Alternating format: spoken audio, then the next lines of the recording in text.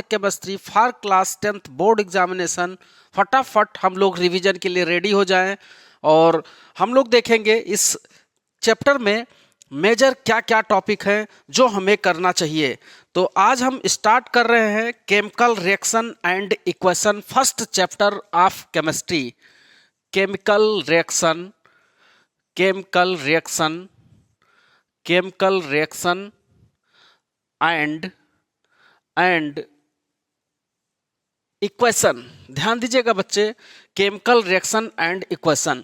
तो इस चैप्टर में आज हम सीखेंगे सबसे पहले कि केमिकल रिएक्शन एक्चुअली होता क्या है। मैं आप लोगों को ये बता दूं कि केमिकल रिएक्शन हम लोग किसको कहते हैं। बहुत ही सिंपली आपको ये समझना है, जब कोई दो या दो से अधिक रिएक्टेंट आपस में रिएक्ट करके कोई एक या एक से अधिक न्यू सब्सटेंस बनाते हैं, न्यू सब्सटेंस को ही हम लोग क्या बोलते हैं, प्रोडक्ट बोलते हैं, तो उसको हम लोग केमिकल रिएक्शन बोलेंगे। चलो हम यहाँ फटाक से समझते हैं केमिकल रिएक्शन के बारे में कि हम किसे केमिकल रिएक्शन कहते हैं। हमने आपको ये बताया है कि जब किसी केमिकल रिएक्शन को कंप्लीट करने के लिए रिएक्टेंट और प्रोडक्ट आ जाएं साथ, जिसमें कई सारे रिएक्टेंट आपस में रिएक्ट करके कोई न्यू सब्सटेंस बनाएं, ऐसे चीज को हम लोग केमिकल रिएक्शन कहते हैं। तो चलो हम देखते हैं, हमारे पास सपोज कीजिए ये कोई रिएक्टेंट है, रिएक्टेंट है और ये रिएक्टेंट आपस में रिएक्ट करे और कोई हमें प्रोडक्ट प्रोड्यूस करे, ऐसे चीज को हम लोग, ये प्रोडक्ट हमें देता है, तो ऐसे केमिकल रिएक्शन को हम लोग क्या बोलते हैं, ऐसे रिएक्शन को हम लोग केमिकल रिएक्शन बोलेंगे। आगे आपको ध्यान देना है, हम अगर मान ले रिएक्टेंट में एक से अधिक रिएक्टेंट हो सकते हैं, जैसे R1 प्लस R2 अगर रिएक्ट करे तो ये प्रोडक्ट में हमें P या P1 प्लस P2 भी दे सकता है। मतलब ये समझना है कि रिएक्टेंट भी एक से अधिक हो सकते हैं और प्रोडक्ट भी एक से अधिक हो सकते हैं। तो इसी चीज को मैंने दिखाया है, प्रोडक्ट मतलब P और P1 प्लस P2, मतलब प्रोडक्ट एक भी हो सकता है और एक से अधिक भी हो सकता है। सेम इसी प्रकार रिएक्टेंट में हम लोग ध्यान देखेंगे, R1 प्लस R2 जब रिएक्ट किया तो प्रोडक्ट हमें P मिला या P1 प्लस P2 मिलता है, ये प्रोडक्ट होते हैं। अब ध्यान दीजिएगा, यहाँ जो ये एरो लिखा है, यहाँ हमने सिंगल हेडेड एरो बनाया है। बहुत सारे रिएक्शन में ये डबल हेडेड एरो भी आपको देखने को मिल सकता है। जो रिएक्शन रिवर्स होंगे और reversing the condition they can be reverse also. Okay बेटा, तो इस प्रकार से इन चीजों को हम ध्यान देंगे। इंडिकेशन क्या होता है, केमिकल रिएक्शन हम कैसे कह सकते हैं कि हो चुका है, तो हमको समझना होगा कि अगर केमिकल रिएक्शन हो चुका है तो इसमें कुछ ना कुछ चेंजेस होंगे, जैसे evolve of gases, change in temperature, change in colour, change in state, ये सब केमिकल रिएक्शन को रिप्रेजेंट करते हैं। तो इस प्रकार से इन चीजों को हम लोग समझेंगे केमिकल रिएक्शन। इसके बाद में आता है केमिकल इक्वेशन। जब किसी केमिकल रिएक्शन को हम शॉर्टेस्ट वे में रिप्रेजेंट करने लगते हैं तो उसे हम लोग केमिकल इक्वेशन कहते हैं। यानी यहाँ आप अपने बोर्ड की प्रिपरेशन करते समय इन चीजों को जरूर ध्यान रखेंगे कि अगर केमिकल रिएक्शन और केमिकल इक्वेशन में कोई डिफरेंस पूछा जाए तो आपको कुछ नहीं बताना है, सिंपली यही कह देना है कि chemical reaction is nothing but chemical equation. यानी हम ये कहेंगे कि केमिकल इक्वेशन और केमिकल रिएक्शन में बहुत ज्यादा कुछ डिफरेंस नहीं है। Chemical equation is nothing but the chemical reaction, but when the chemical reaction represented in the shortest way to known as the chemical equation, to represent the chemical equation, इसी को हम लोग क्या बोलते हैं, केमिकल इक्वेशन बोलते हैं। जब किसी केमिकल रिएक्शन को डिफरेंट जितने भी यूज होने वाले एलिमेंट्स हैं उनके एटम को सिंपल शॉर्टेस्ट वे में हम लोग रिप्रेजेंट करने लगते हैं तो उसको हम लोग केमिकल इक्वेशन बोलते हैं। चलो हम लोग देखते हैं इसके बाद बैलेंसिंग ऑफ ये केमिकल रिएक्शन। हम इसको बैलेंसिंग की बात करेंगे, बैलेंसिंग ऑफ ये केमिकल रिएक्शन। आपको ध्यान देना है, केमिकल रिएक्शन को बैलेंस करना। What is the meaning of balancing of a chemical reaction? हमें यह ध्यान देना है, किसी केमिकल रिएक्शन में दो साइड होते हैं। ये मान लो कोई केमिकल रिएक्शन का एरो है, तो this is the first side, मतलब ये रिएक्टेंट साइड होता है, इधर रिएक्टेंट होते हैं और इधर साइड प्रोडक्ट होते हैं, ये प्रोडक्ट्स होते हैं। आपको ध्यान देना, प्रोडक्ट या प्रोडक्ट्स हो सकते हैं।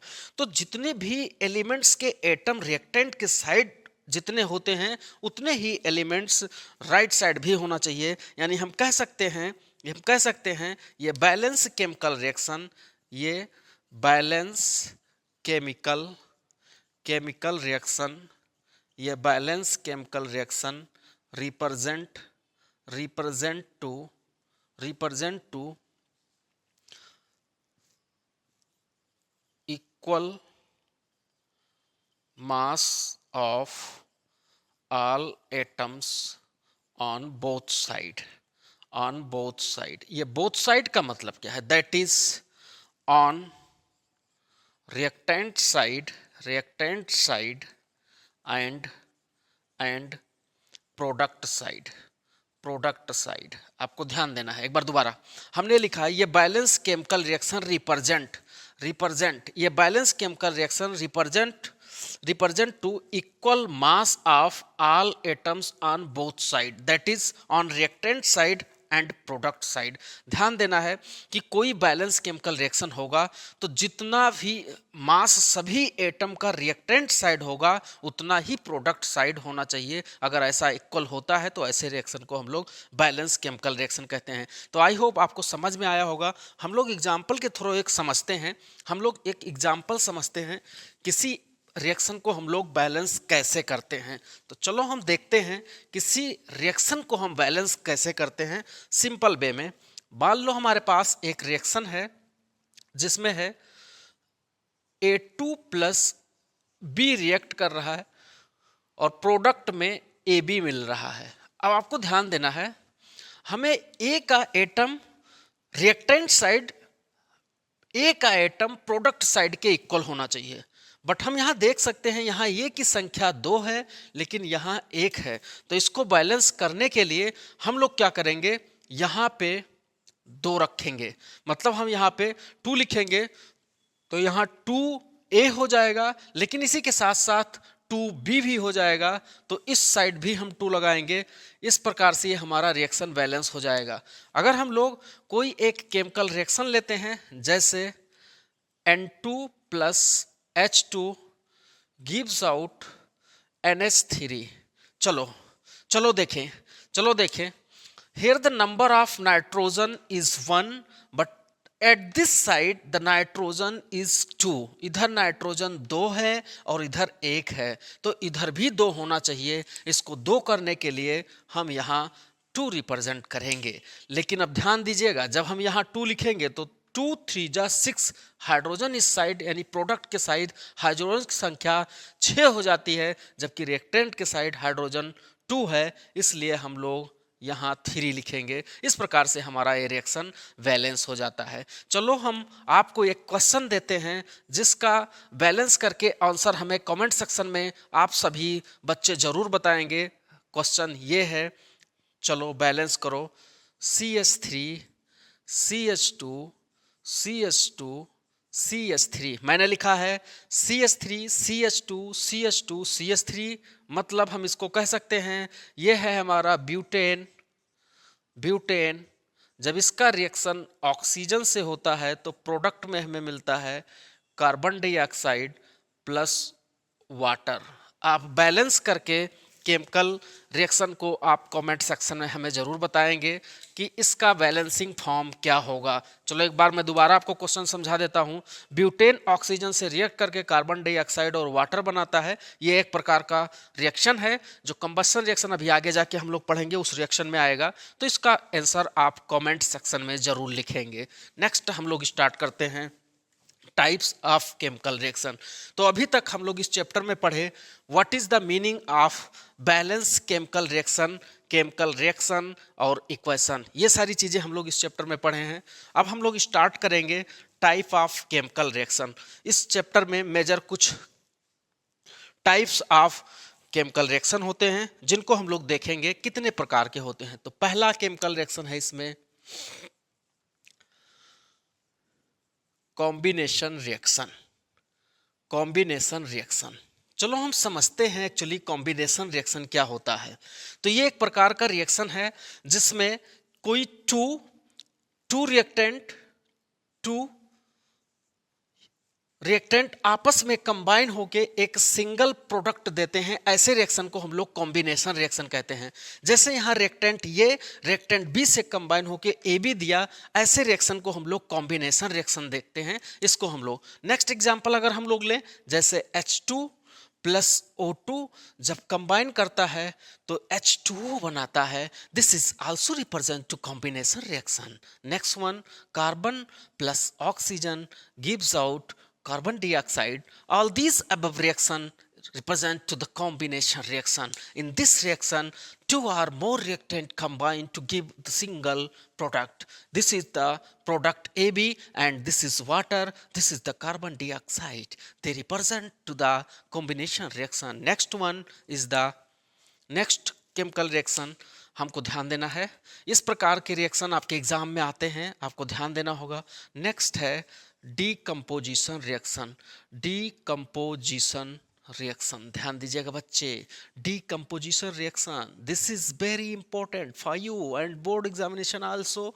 ये बार बार बोर्ड एग्जाम में आता है डीकम्पोजिशन रिएक्शन। डीकम्पोजिशन रिएक्शन को हम देखेंगे क्या होता है। चलो हम लोग लेते हैं कोई एग्जाम्पल। मान लो हमारे पास है FeSO4 आयरन सल्फेट। अगर हम लोग इसको डिकम्पोज करते हैं, डिकम्पोज कैसे होगा तो ध्यान देना होगा, इनको एनर्जी चाहिए और जो एनर्जी चाहिए वो किसी और फॉर्म में चाहिए। तो यहाँ हमें क्या चाहिए, यहाँ हमें एनर्जी चाहिए और एनर्जी के प्रेजेंस में ये ब्रेक डाउन होता है Fe2O3 प्लस SO2 और SO3। अब आपको ध्यान देना है, ये एक प्रकार के डिकम्पोजिशन रिएक्शन को रिप्रेजेंट करता है। आपको बहुत अच्छे से ध्यान देना है बच्चे, आपको इस रिएक्शन को समझ के करना होगा। हम यहाँ बात किए हैं डिकम्पोजिशन रिएक्शन का। मैंने एक ऐसे रिएक्टेंट को लिया, यानी डिकम्पोजिशन रिएक्शन को अगर हम लोग डिफाइन करें तो ये कह सकते हैं इन दिस रिएक्शन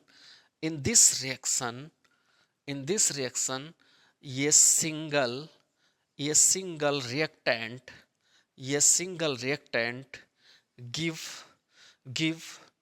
टू और मोर देन टू प्रोडक्ट्स। ध्यान दीजिएगा, किसी एक रिएक्टेंट के द्वारा यह सिंगल रिएक्टेंट प्रोड्यूस करता है गिव टू और मोर प्रोडक्ट्स। अगर दो या दो से अधिक प्रोडक्ट देते हैं तो ऐसे रिएक्शन को हम लोग डीकम्पोजिशन रिएक्शन बोलते हैं।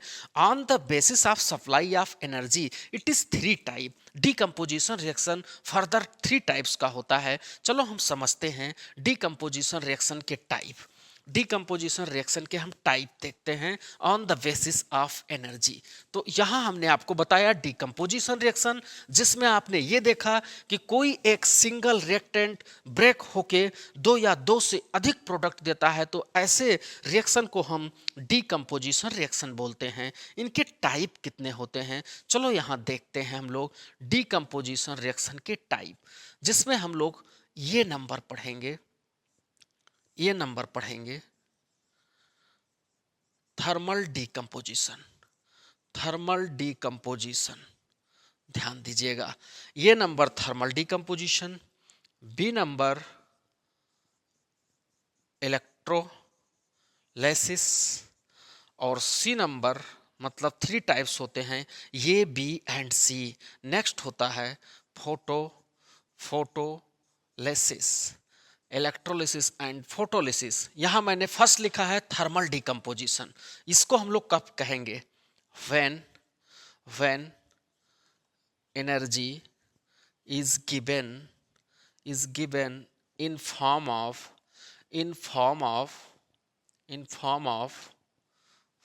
Of heat. जब हम हीट के रूप में एनर्जी देते हैं तो उसको हम लोग थर्मल डिकम्पोजिशन बोलते हैं।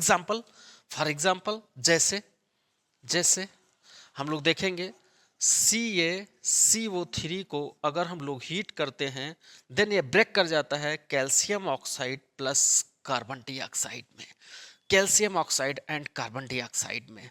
वही चीज यहाँ इलेक्ट्रोलिसिस लिखा हुआ है, when energy supply in form of electricity के रूप में जब एनर्जी दिया जाता है तो ऐसे रिएक्शन को हम लोग इलेक्ट्रोलिसिस बोलते हैं, जिसका एग्जाम्पल H2O हम लोग लेते हैं और यहाँ इलेक्ट्रिसिटी पास करेंगे। इलेक्ट्रिसिटी पास करने के बाद ये ब्रेक हो जाता है H2 प्लस O2 गैस में। ध्यान दीजिएगा, H2 plus O2। Next one है photolysis. Energy in form of sunlight के रूप में जब एनर्जी देते हैं तो उसको हम लोग फोटोलिसिस बोलते हैं। एग्जाम्पल अगर हम लोग इनकी बात करें तो एग्जाम्पल जैसे हमारे पास है AgCl, सिल्वर क्लोराइड। अगर इसे हम सनलाइट देते हैं, हमने फोटॉन लिखा है, SNU लिखा है, देन ये ब्रेक हो जाता है 2Ag प्लस Cl2 गैस। ध्यान दीजिएगा बच्चे, यहां मैंने आपको बताया है डिकम्पोजिशन रिएक्शन एनर्जी सप्लाई के आधार पे 3 टाइप्स के होते हैं। ए नंबर थर्मल डिकम्पोजिशन, जो कि हमने यहाँ लिखा thermal decomposition. Next one electrolysis, next one photolysis. There are 3 types of the decomposition reaction on the basis of supply of energy. जहाँ पे हम लोग हीट देते हैं तो यहाँ पे calcium carbonate, calcium oxide plus carbon dioxide में ब्रेक हो जाता है। जबकि जहाँ पे हम लोग यहाँ ध्यान देंगे, अगर इलेक्ट्रोलिसिस की बात करेंगे तो H2O में इलेक्ट्रिसिटी सप्लाई करेंगे तो यह हाइड्रोजन और ऑक्सीजन गैस प्रोवाइड करेगा। सेम इसी प्रकार यहाँ बोर्ड के लिए एक क्वेश्चन बनता है। यहाँ बोर्ड में एक क्वेश्चन आता है, why are AgCl are stored in dark colour bottle in the dark room में इसे क्यों हम लोग स्टोर करते हैं। तो ध्यान दीजिएगा मेरे प्यारे बच्चों, अगर AgCl सनलाइट के प्रेजेंस में एक्सपोज करेगा देन ये ब्रेक कर जाएगा Ag प्लस Cl2 में, AgCl डिकम्पोज कर जाएगा, इसलिए इसको डार्क कलर बॉटल में हम लोग रखते हैं। आपको बहुत अच्छे से ध्यान देना है, AgCl को हम लोग डार्क कलर बॉटल में इसलिए रखते हैं क्योंकि ये सनलाइट से एक्सपोज ना कर सके। तो इंपॉर्टेंट क्वेश्चन यहाँ आपको मिला। नेक्स्ट हम लोग देखते हैं केमिकल रिएक्शन को। इसके बाद जो आएगा डिस्प्लेसमेंट। चलो हम लोग देखते हैं डिस्प्लेसमेंट के बारे में। तो यहां भी हम लोग 2 टाइप्स ऑफ केमिकल रिएक्शन को पढ़े, जिसमें कॉम्बिनेशन और डिकम्पोजिशन रिएक्शन। तो वहां यहां पे एक और क्वेश्चन हमको मिलता है, What is the relation between the combination and decomposition reaction? चलो एक क्वेश्चन आपको करना होगा, आप हमारे डिस्क्रिप्शन लिंक से क्वेश्चन करके आप जरूर हमें बताएंगे कि इस प्रकार के रिलेशन के लिए हम बोर्ड एग्जाम में कैसे करेंगे अगर क्वेश्चन आता है। क्वेश्चन ये है, what is relation between decomposition reaction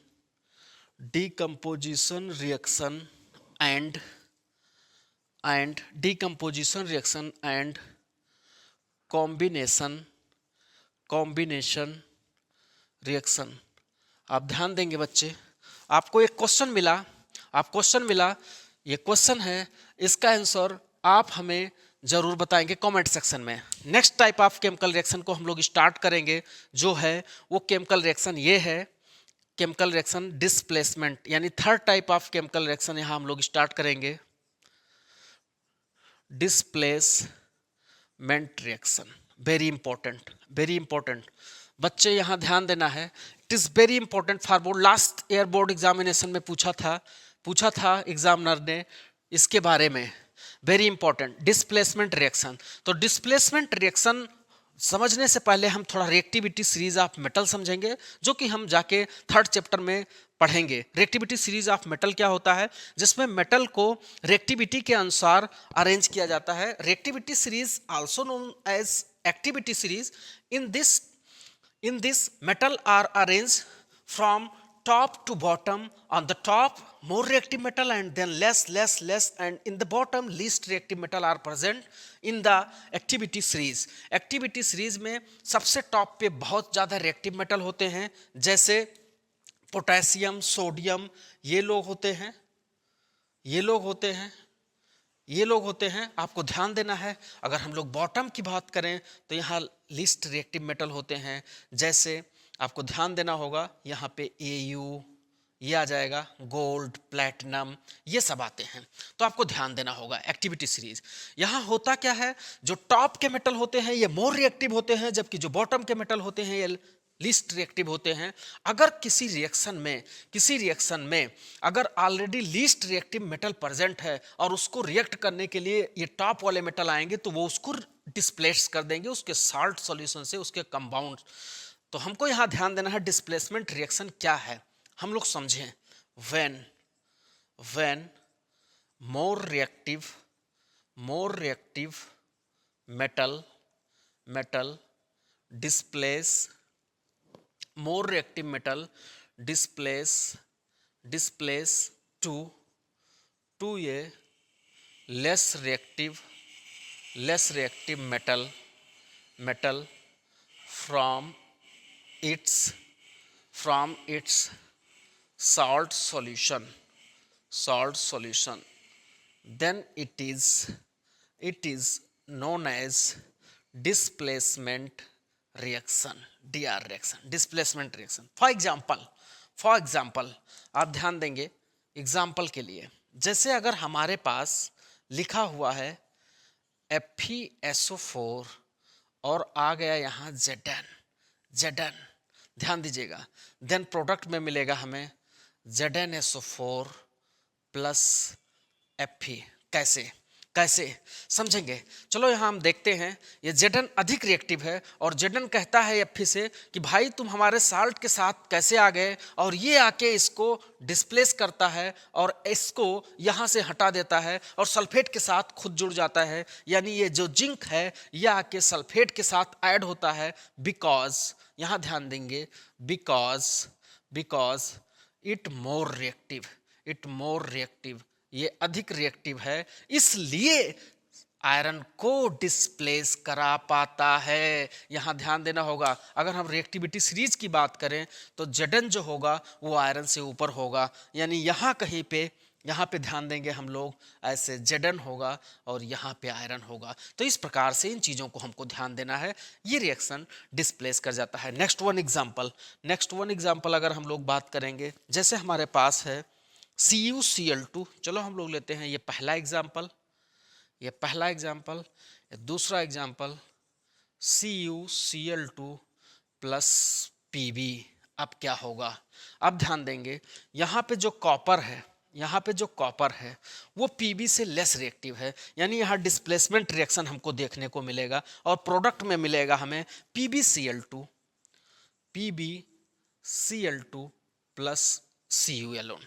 यहाँ ध्यान दीजिएगा, यहाँ भी वही चीजें हैं। Pb जो है ये मोर रिएक्टिव है कॉपर के अपेक्षा, ये मैंने कॉपर लिखा है, तो कॉपर के अपेक्षा Pb मोर रिएक्टिव है, इसलिए ये क्या करता है, जो Pb है वो कॉपर को क्लोराइड से हटा देता है और कॉपर सिंगल यहाँ होता है। तो इस प्रकार के रिएक्शन को हम लोग क्या बोलते हैं, डिस्प्लेसमेंट रिएक्शन। एक बार दोबारा समझेंगे, डिस्प्लेसमेंट रिएक्शन ऐसा रिएक्शन है जिसमें more reactive metal lease reactive metal को क्या करता है, उसके कंपाउंड से या उसके साल्ट सॉल्यूशन से डिस्प्लेस करता है। इसके बाद हम लोग नेक्स्ट